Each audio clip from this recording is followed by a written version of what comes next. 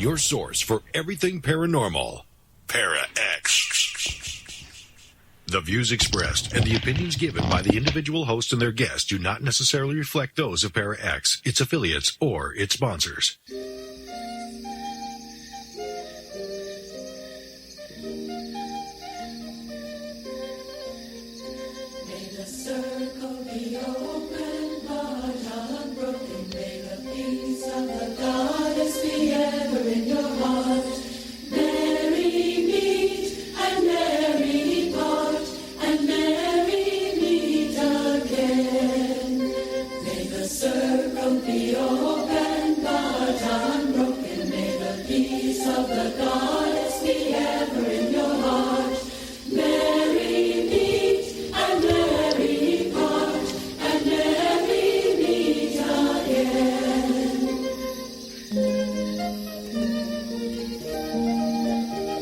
Welcome to Stirring the Cauldron on the Para-X Radio Network. And now, here's your host, Marla Brooks.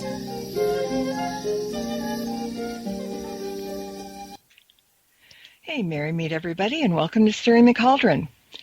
My guest tonight is Sarah Faith Gottesdiener, and she's an artist, a designer, a writer, a teacher, and a tarot reader.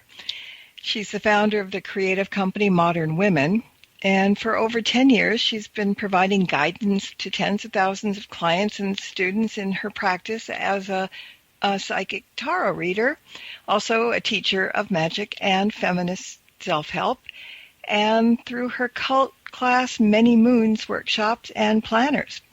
And tonight we're going to be talking about her book, The Moon Book, Lunar Magic to Change Your Life.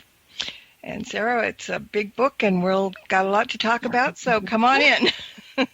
Hi, Marla. I'm so happy to be here with you. Oh, what a neat book it was, and still is. like it's in the past tense, right? So before we get started, I mean, for those who may be new listeners to the live show, thank you for being here. And we welcome your questions and comments during the broadcast, but you must be in the chat room to do so. So if you're not here right now, please come over to paraxradionetwork.com and join us, because we'd really like your input. All right, Sarah, so I guess the most obvious question to begin with is, how can lunar magic change our lives? Yeah, I know, right? And you would think like writing this book and doing this work for so long that I'd have a 30-second elevator pitch ready for everyone. You know, my belief is that everyone's experience with magic and with energy is completely unique and is completely their own. But this is what I'll say. I'm going to say a couple things. And I'd also love to hear you chime in, because I know you are a magical being and I'm sure you have your own relationship with the moon that I'd love to hear about as well, because I love hearing about people sharing their stories. But a couple of things. We are anywhere between 50 and 70% made out of water. Water is in the earth, water is in plants, it is in animals, it is in us. We know that the moon has a direct link to water, not just water in the oceans, not just water in the rivers, not just water in the earth, but also in every living being that is made up of water. So that correlation immediately gives us insights into our connection with the moon on a vitality level, the ways that our water rises and falls, the energetic patterns that we have, you know, as you know, Marla, in witchcraft and in the occult, there is really this tie between water and our intuition and our emotions and our moods and how we care for each other. And so the moon is this direct link to that. So getting to know our own personal patterns of water is, I think, really important, because we're not just on and off. We're not just binary. We go through cycles and we go through evolution. So that's kind of the first thing, is like very practically getting to know our own cycles and getting to know our own patterns is really useful. And the moon can really help us do that, right? Like you'll hear people be like, oh my gosh, this full moon, I'm totally wiped out. And another person is like, I love the full moon. It's my favorite time. It's very particular. It's very intimate. It has to do a lot with, what phase of your life you're in, like whether you're in a new moon phase or you're in a waxing moon phase. It has a lot to do, I believe, what phase of the moon you were born under. If you were born under a full moon, you either might love it or hate it. It just kind of depends, right? There's all these other factors, obviously, that go into this. But so that's just sort of the first practical one. And in my experience and my magical practice, and speaking to hundreds of students and clients and folks who've worked with my output since 2015, which is when I started creating books and publications and classes to help folks work with lunar energy, the moon really helps us work through an entire cycle of a process of desire. And if we're working with the moon in a holistic fashion, we can really work with our actions, our subconscious, our intentions, our conscious mind, and magic itself and the moon itself. So it's a whole process. And for me in my own life, it's how I've been able to make the most effective magic of my life. So that's why I teach this. That's why I abide by this. This is transformation on all levels and transformation from the inside out. It is also, I think of it as like life design, like total life design, which of course we know magic is as well. So that's just kind of a smattering of my background and how I work with the moon and what's in my book. But I'd love to hear how the moon has played a part in your magical practice. And also people in chat can answer that question too. I love that. I'm not... I hate labels, all right, in general. So if somebody says, well, the full moon does this or the crescent moon does that, I don't pay attention to that. But I know that when there is a full moon, at a certain time, like at 3 or 4 in the morning, it comes through my bathroom window and lights up the bathroom. Wow. And I seem to always wake up at that point and just go there, and I stand and I look out the window and stare at it and I smile. So yeah, I think we all have a certain fascination for the moon, and people sometimes overlook what it does because it's really an integral part of life here on Earth. I mean, the gravity pulls at the Earth, the rises and falls of sea levels, the circadian rhythms. I mean, so many things that you just take for granted because we're just used to it. Day and night cycle even has to do with Earth orbiting the sun. But, you referred to the moon as the world's celestial anchor. I loved that. And that she represents our interior, our metaphysical side. So can you elaborate just a little bit on that? Sure. I love everything you brought up, Marla. Like, I love that you wake up around the full moon and it's this little alarm clock for you to get up and sort of hang out with her, just you and her. Adding to that, also, like in the book, I talk about if the moon didn't exist, we might not have the daytime cycle that we have. We may not have the seasons that we know. The moon is important in terms of keeping Earth on its axis, which is really interesting. But yes, traditionally, the moon has been thought of as an interior reflection. There's this quote from the Talmud that says, we don't see things as they are. We see things as we are. And I think sometimes the moon is this metaphor for our own mirrors, our own projections. I think that sometimes the moon can bring up scary things or can bring up anxieties, especially for those of us who are sensitive to lunar energy, which it sounds like you are, Marla. Apparently. I think a lot of us are, more than we think. But I mean, all the stories I hear from folks from all kinds of backgrounds, it's really interesting. But, I think that a really important part of effective magic is knowing ourselves and knowing our needs outside of what we were taught, outside of what we think we should be. And the moon as being this anchor, this reflection, and this mirror into our interior can aid us with that vital step of getting to know who we are, what we need, and then we can move towards figuring out how to bring that into different aspects of our lives. Yeah, manifestation in a sense. And, those of us, as you said, who practice the craft know how forceful and effective moon magic can be. And we're going to be talking about that a little bit down the line because there's so much to talk about. I've got it all broken up in pieces. We're going to be playing leapfrog here.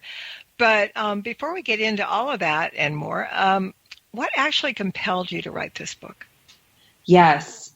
It's so weird how life is so weird. Yeah. Especially when you're a witch, as you know.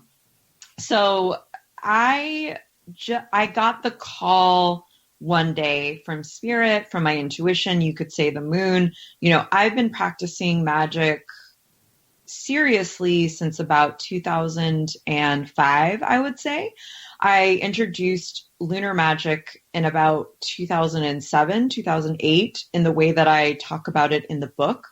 Mm-hmm. I started teaching small classes in 2012, and then I got the call to write channeled workbooks to work with the moon in real time. They were called Many Moons, and I wrote them from 2015 to 2018. And Spirit said to me, I know I sound like I'm living on another planet talking like this, but maybe you can understand. Not to my audience, you're not. Okay, thank you. Okay, great. I love this. So Spirit said, I want to be really clear, like my business and my life had nothing to do with spirituality, like on a public basis. I was a tarot reader. I was teaching workshops on the occult, but I was also mostly a designer. I taught design and art in colleges. I was a professor. Like I had a more sort of, stereotypically in quotes, like straight life. You know what I mean? Mm-hmm. I've always been a weirdo. I've always been a freak. I'm super into that. But I was like, wait, you want me to do what? Because it was kind of derailing. It wasn't what I had planned. It wasn't what my ego or my human self had sort of thought I was going to do. So anyway, I was like, all right. And then Spirit said, you're going to do this for 3 years and then you're going to stop. And I was like, okay, all right. I had never published a book before, had never been into self-publishing, but I ended up writing 6 books in 3 years where I channeled all of this information on how to work with the moon. I published twice a year. So I figured it all out on the human side, and very oddly and magically, all word of mouth, by the way, totally word of mouth, no advertising, no nothing. They just started flying, and I ended up selling tens and tens of thousands. I think I've sold like almost 80,000 copies of my self-published works. It was just absolutely wild. I was like, okay, Spirit, I hear you. Like, I get it. So I stopped in 2018. And through that time, because they sort of were, these workbooks were making their way in the world, I got a lot of correspondence from editors and publishers from traditional publishing. And that's a whole other story, but I ended up writing book proposals that I didn't end up accepting. I ended up writing a proposal and then not accepting like the publisher's offer, and on and on and on. But finally, it was actually third time was a charm. I ended up getting connected to my agent and they ended up buying this book proposal for the Moon Book, which is a collection of everything I've really learned about lunar magic and really like living a life over the past odd years. And also what I've learned, particularly working with the moon incredibly intimately in the way that I teach and so on and so forth. So this book is really this culmination of, it's my 10th publication. It is my first with a traditional publisher. Oh, I didn't say the best part of the story. So the third year, I'm like, okay, Spirit told me to do this for 3 years. I didn't question it. I just did it. But I'm also like, what's going to happen? Like, what's going on? I literally was signing the contract for this book as the final copies of Many Moons were going out the door. So it was very divine timing. It all felt very lunar. It all felt very magical. And that's how you have the book that you're holding in your hands today. Nice, nice. We have all heard tales of moon madness and how the full moon affects crazies, and makes all the crazy people come out. And as I said before, I hate labels, but do you think everybody is affected by the various phases of the moon, whether we realize it or not? I am a little bit subjective. So my answer would be yes. Yes, I do. I think regardless, wherever you are on the planet, whatever your gender is, whether you identify as a magical practitioner or an atheist or anything else, I think it goes back to those cycles. I think it goes back to our water. I think it goes back to a collective ancestry. Across our globe, collectively, we've all had the moon and the sun are the luminaries. They are the ones who have connected us to our magic, connected us to ritual, connected us to ourselves, like so on and so forth. And, I love that you brought up the whole lunar madness, full moon madness.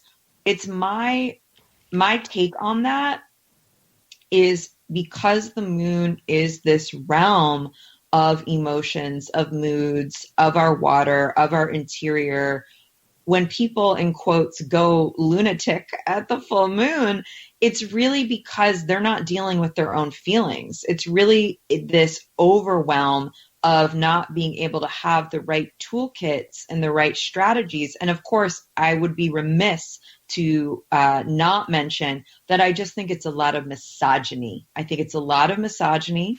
I think that the moon being linked to the feminine for so long, being linked to traditionally, not everyone who's a woman gets their period, and not everyone gets their period who's a woman. But of course, traditionally, periods, menstruation, and femininity and women have been linked. And I think that's just another way that the patriarchy is trying to take us down. Mm-hmm. Okay, here's an interesting thought that just came to my mind. So in Tarot, you have your major arcana and your minor arcana, okay? In witchcraft and the Wheel of the Year, you have 4 major Sabbats and 4 minor Sabbats. Not that they're lesser Sabbats, but they're minor Sabbats. So in moon phases, are the full moon and the new moon more powerful than the other phases, do you think? So I love your mind. That's so cool. As someone who's a super fan of the minor arcana, and also I actually teach a class called Elemental Intuition where we only focus on the minors because I think they're super underrepresented, or I think they're I think the minors are maybe as powerful in different ways as the majors. Mm-hmm. So I love that you're bringing that up. That's a whole other conversation, but this is what I'm going to say. In my experience, the new and the full, energetically, I call them the exclamation marks on the end of a sentence in general, right? Mm-hmm. I also, in my practice, and it could just be that I'm a dark moon baby, the dark moon also, in my experience, is very intense. Now, that's that period right before the new moon. It's generally about 5 to 3 days before the new moon, and just right before the new moon, people can feel exhausted, full of rage, in the liminal, very magical, feeling like they're in trance. Trance work is really optimal at the dark moon phase. But, every lunar phase has a little bit of a subtlety to it. The new and the full, I think, are felt the most because it's sort of like the clock arms changing, from hour to minute in a sense, if we're going to use that metaphor. And also, when I was starting my business, man, the waxing moon time from first quarter up to about 2 or 3 days before the full moon, that was straight up power. That was juice all the way. I was in it. And also for me, the days just following the full moon, the waning gibbous, about 3 to 5 days after a full moon, I call that the time of the second harvest, is very interesting and very magical to work with. So I think it's really dependent on where you are in your life, what lunar phase you were born under, all of what's going on in your life, so for people who are super lunar sensitive, it might be that 3 to 5 days before the full moon is your most magical time. It could also be that 3 to 5 days after the full moon is also your most magical time. Maybe it's 3. In my tradition, I'm Jewish, so we actually have a very small holiday called Rosh Hadosh. It is generally 2 to 3 days after the official new moon. It's when there's a crescent moon, that little sliver of a smile in the sky. Mm-hmm. That's when we celebrate the new moon, and that's when I feel most new moon-ish. So it's really personal. It's super intimate. It's for everyone to figure out, have fun with, figure out like the best times of the lunar cycle for what works for them and their energy levels. You know, there's no like right or wrong answer. And that's what I love about lunar work. Mm-hmm. Well, there's so much to love about it, and you can never get bored because you're constantly learning, which is also a good thing. So what is moon time, and how do we live in it? Your questions. Someone read the book. I love it. Yeah, thank you. I love talking to someone who actually like is familiar. It's such a gift.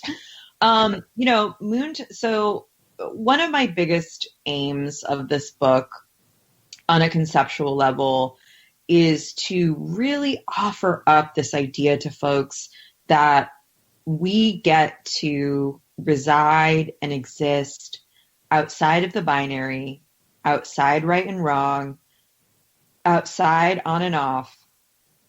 We get to show up as our messy, whole selves.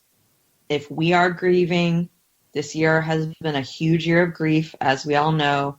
If we are introverted, if we are anxious, whatever that is, I want to invite everyone in to embody their full selves. So lunar time, moon time, for me personally, is the symbol of stepping back into ourselves, stepping outside of systems that try to tell us who we are, try to create hierarchies, try to create abuse, try to tell us who we are, try to tell us that we're more valuable or more worthy because we're more productive or because we're, I don't know, like what society thinks we, in quotes, should be. Everything like the like on paper life, you know, the CV life, whatever that is. Like I'm trying to gently encourage us to start looking at our lives through a much more holographic lens. And the moon time reminds us that we are forever evolving. We are forever cycling. We are forever allowed to exist in different iterations of ourselves, our needs, who we are, what's going on in our life. You know, I really hope that as a culture, I'm talking about Americans, I really hope we can step outside this programming of capitalism and white supremacist patriarchy that can be so harmful, that tells us who we are, that says we're either we're good or bad, either we're in or out. It's absolutely the most illogical thing you can think of. And so many of us, myself included, have bought into it, have been programmed into it, and we're working on unraveling it. I think magic, I think our intuition, I think creativity, I think community, I think all of these different things that we get involved in pursuit of our most authentic embodiment is like where we need to be as a culture and in community and in our own life's path. And that's really what the larger overarching theme of my work and this book is about. And that's how I found the moon. And that's actually what so much of collaborating with the moon has shown me and taught me. And so this is kind of my gift back to the wisdom of living in moon time. There you go. Do we all have an inner moon? I think so. Do you? Mm-hmm. Yeah, I do. Otherwise we wouldn't be even interested. Anybody that wouldn't be listening to the show today or on podcast or whatever, you know. What does your inner moon help you with? It's like an intuition kind of thing. It's hard to explain though. I mean, it certainly follows certain patterns at times, but I just know it's there all the time, if that makes sense. Is it like a sort of intangible compass? Sort of, yeah. Yeah. And boy, do I need a compass sometimes. We all do. Yeah. I think all of us have, I think that's what you're talking about. We're talking about our intuition. We're talking about recognizing our needs. We're talking about what season of our evolution or life that we're in right now. We're talking about that, that protective self, or that sort of like little alarm bell that says, hey, wait a minute, this doesn't feel right. Or, hey, wait a minute, this feels great. I want more of this, I think it's like our inner guide, and I think it's always moving. And I think while that's maddening, it's also really exciting, because part of our life experience on this planet is to experience different versions of ourselves and to learn and to grow, and to orbit. And I think that's what our inner moon can help us do. Yeah. And we have to listen to it just like we would listen to our intuition. You kind of need to pay attention sometimes, and nourish the inner moon as well. And I think anybody that's ever looked up at the moon, no matter what phase it was in, just stood there and smiled. That to me means you've got an inner moon.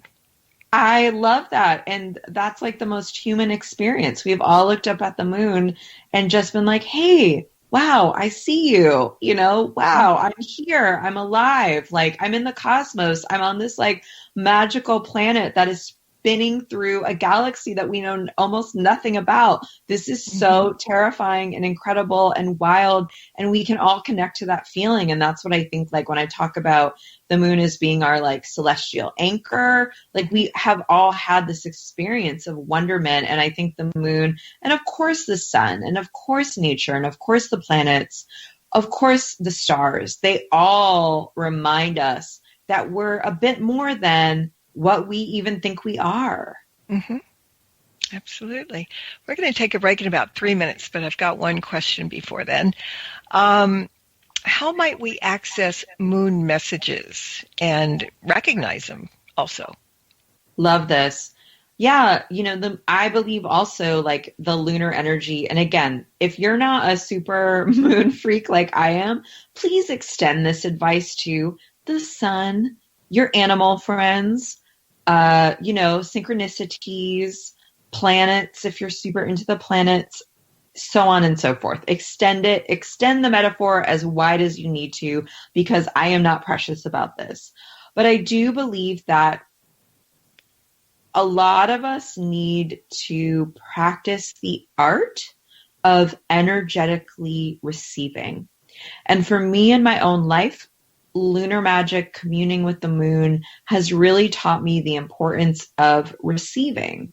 And what that means for me personally is getting still, getting quiet, slowing down enough, opening myself up enough, having trust. I'm speaking also about any kind of relationship, any kind of intimate or meaningful relationship. I'm thinking about me and my partner. I'm thinking about me and my good friends. I'm thinking about me and my spirit guides. I'm thinking about me and, learning about plants and flowers and all of the things, my animals, my dogs, all of it, right? So this is like an analogy, but we need to create enough space in our consciousness and in our energy centers to receive. And so for me, one of the most important aspects of moon messages or any kind of energetic messages is being willing and open to receive energetically. And that includes trust, it includes quietude, it includes stillness, and it does also include a way to interpret particular messages. All right. Well, we are going to take a break, and when we come back, there's a question in the chat room that we're going to get to, and a whole lot more. So everybody, please stay put, and 2 minutes. We'll be back. Stirring the Cauldron will be right back, so don't go away. If you end up with webbed feet, remember, you've been warned. Missed an episode of Stirring the Cauldron? Then be sure to check out marlabrooks.com and check out the archive. And while you're there, check out Marla's weekly Witches Oracle card reading. Explore the site to find many great resources, such as information on tarot, oracle readings, metaphysical consultations, and links to all of Marla's books. That's marlabrooks.com.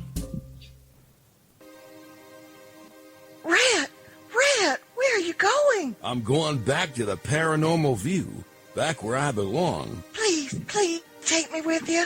No, I'm through with everything here. I want to see if there's something left in life I haven't explored.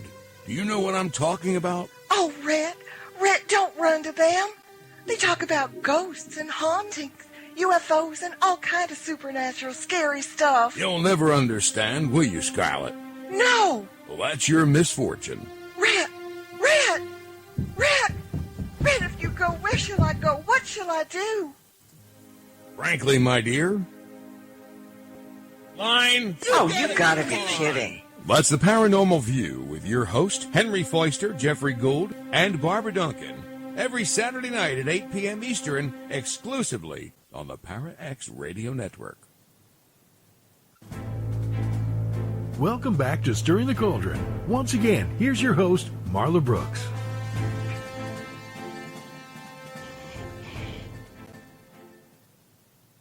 All right. For those of you who might have joined us late, my guest is Sarah Faith Gottesdiener, and we're talking about her book, The Moon Book. And before the break, I saw a question in chat, so I'm going to throw it at you. Kathy says, I've always felt a strong draw to the moon. Never knew why. Just found out I was born under a new moon. Wonder if that means anything. Love it. So in my book, I talk all about this. I talk about lunar types. All that means is what phase of the moon you were born under can give you more information about your natural inclinations, your natural proclivities. New moon baby in the house, that's so beautiful. You know, new moons love fresh starts. New moons are constantly reinventing themselves. You probably have a lot of dreams, visions. Your imagination is probably quite robust. You probably are very, very interested and comfortable in initiating new projects. The only sort of things to watch out for is being a bit more enthusiastic and not maybe thinking about the follow through. New moon babies have to look out for saying yes, yes, yes without thinking about the actual labor or thinking about all of the other bits and parts of what a project might entail or what that yes might get you into. So just, slowing down just a little bit to sort of think about what you actually want to do with your energy. New moon babies add hopefulness, cheerfulness, enthusiasm. They're always on a fresh start. They're always really good at dusting themselves off and trying again. It might take, with new moon babies, it sometimes takes a few iterations, a few sort of call and responses, if you will, with the universe in order to sort of figure out, in quotes, your place. But all of that is just part of the process. And yeah, so if to the listener and to anyone else listening, I think it's super simple and easy to look up what phase of the moon you were born under and to tune into that energy, either when we're in that phase of the moon literally or how that sort of reflects in your life. I have some guidelines in my books. I think it's really fascinating, but I believe that there is some kind of influence there. I believe that there is some kind of reflection of some of our innate gifts, essences, and abilities. Okay, great. Another question came in. What kind of moon rituals differ from different cultures? Oh my gosh, this is such a expansive question. Yeah. So in my book, I talk about how so many cultures across the planet have idolized the moon, have worshipped the moon, have worked with the moon.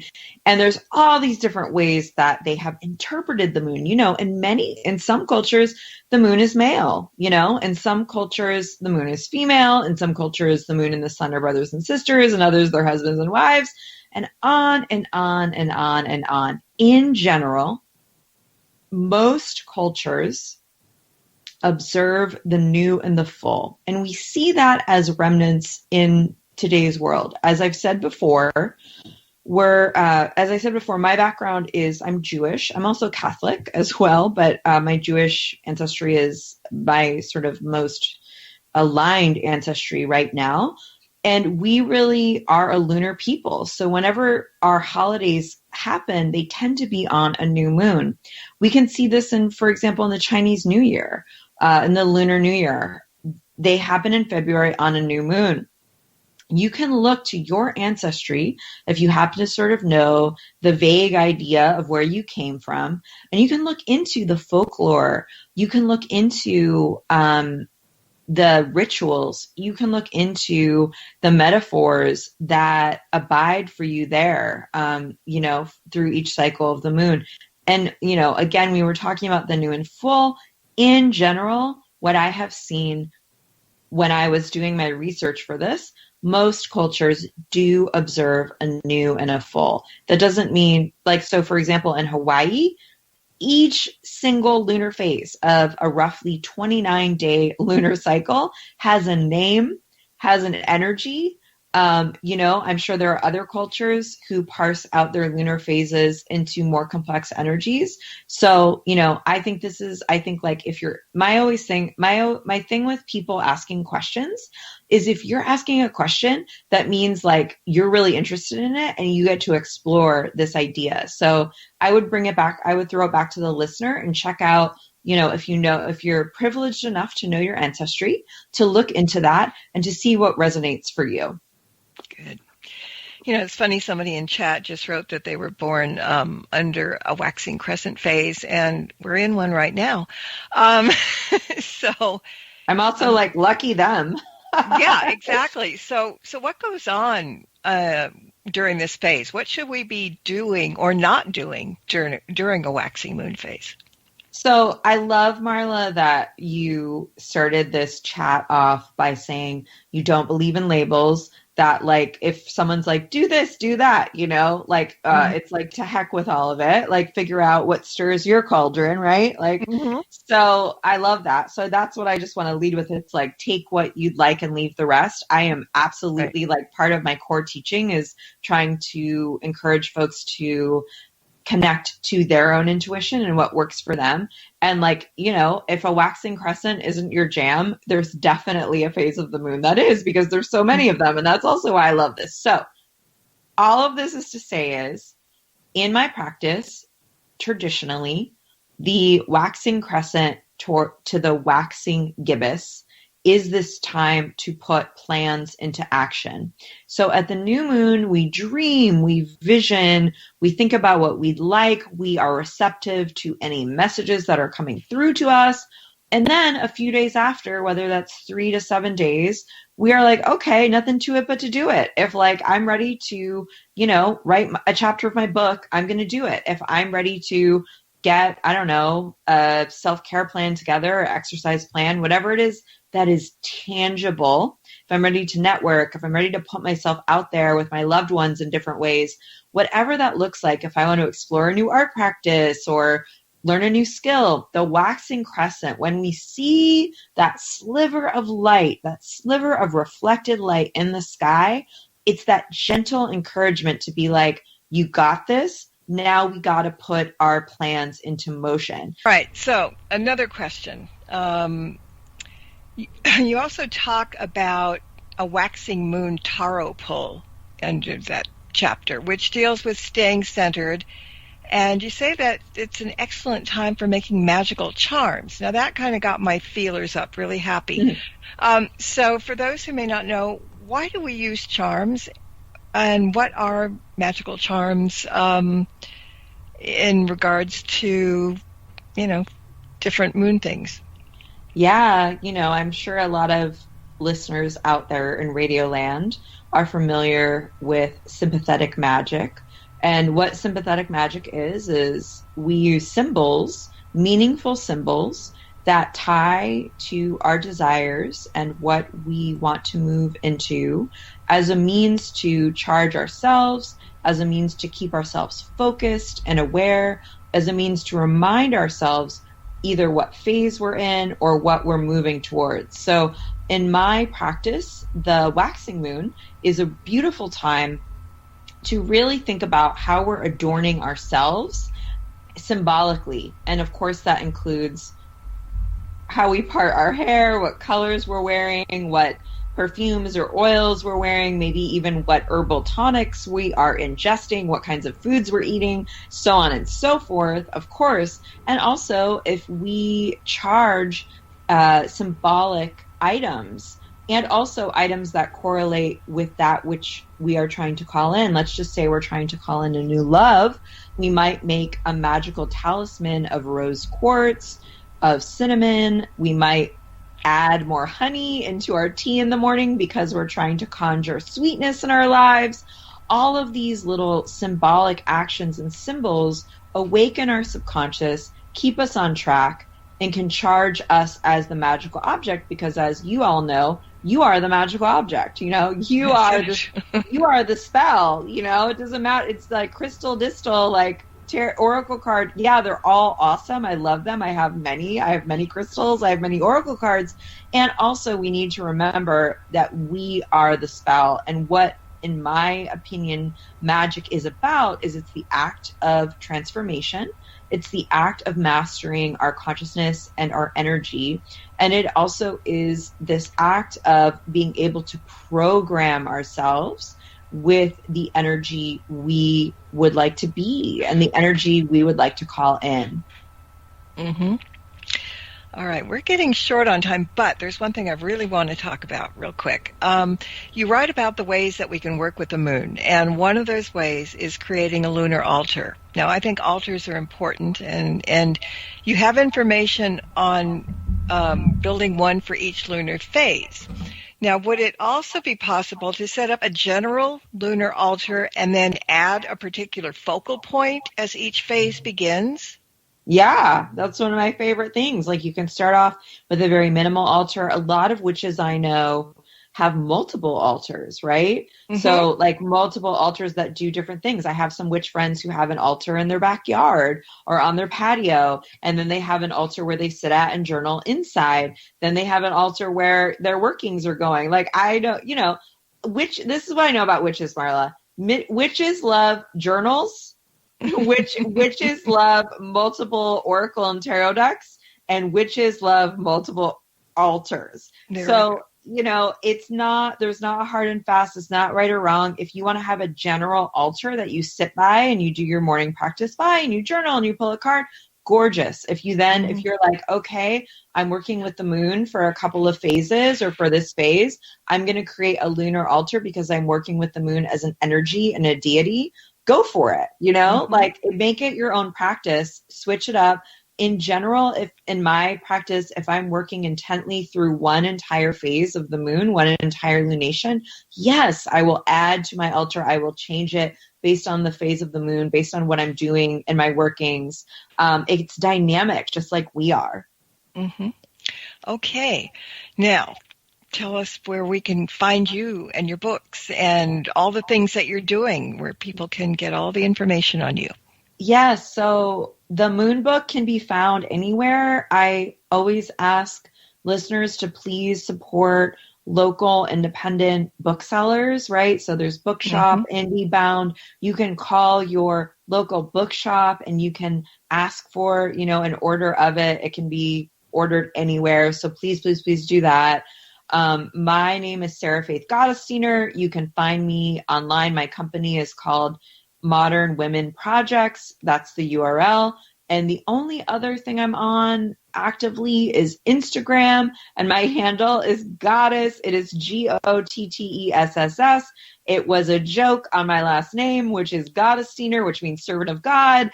And then I just never changed it. And now I'm supposedly a professional. So here we go. So it's not the most streamlined, but here I am showing up as myself right now. It's the best I can do.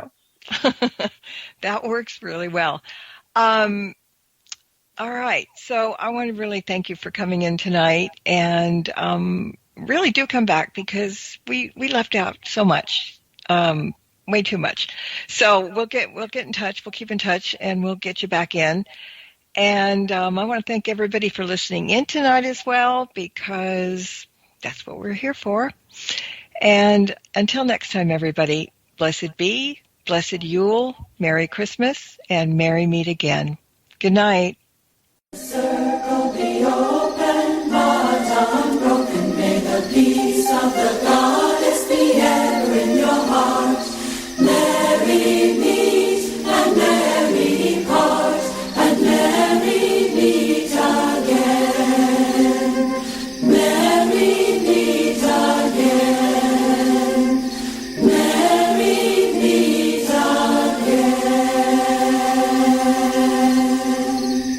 you for tuning in to this episode of Stirring the Cauldron with Marla Brooks. Please join us again next week at the same time for another great guest and more cauldron stirring. Any rebroadcast or other use of this program without explicit permission is strictly prohibited.